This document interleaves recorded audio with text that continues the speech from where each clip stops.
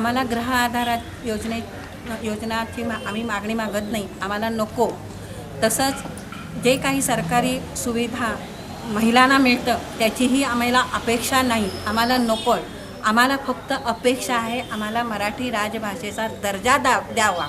त्यांनी मराठी राजभाषेला सिंहासनावर बसून ही आमची छोटीशी मागणी महिलांची त्यांनी पूर्ण करावी. शासनानं सरकार दरबारात जे उच्चस्तरीय मंडळी बसलेली आहे त्यांच्याकडे आमची ही कळकळीची विनंती आहे.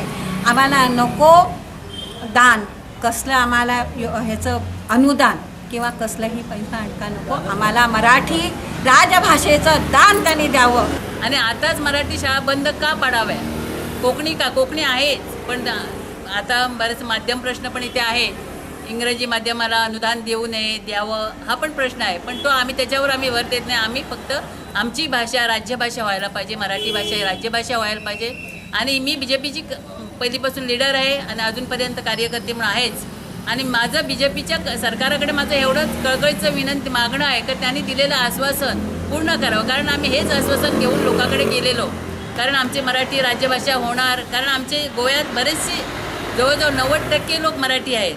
की ज्या भारतीय जनता पक्षाच्या खांद्यावर सगळ्यांनी अगदी बिनधास्तपणे मान ठेवली होती की हे लोकच आमचं काहीतरी भलं करतील, हे लोकच आमचं काहीतरी चांगलं करतील, त्यांनीच विश्वासघात केला आहे. मी काँग्रेसला विश्वासघातकी म्हणणार नाही का? काँग्रेस हा पहिल्यापासून विश्वासघातकीच आहे. 1987मध्ये त्यांनी जी कोकणी केली, कुठल्या आधारावर केली ते सगळ्या जगाला माहिती आहे. ते परत मी रिपीट करू इच्छित नाही, परत मला ते सांगायचं नाही आहे.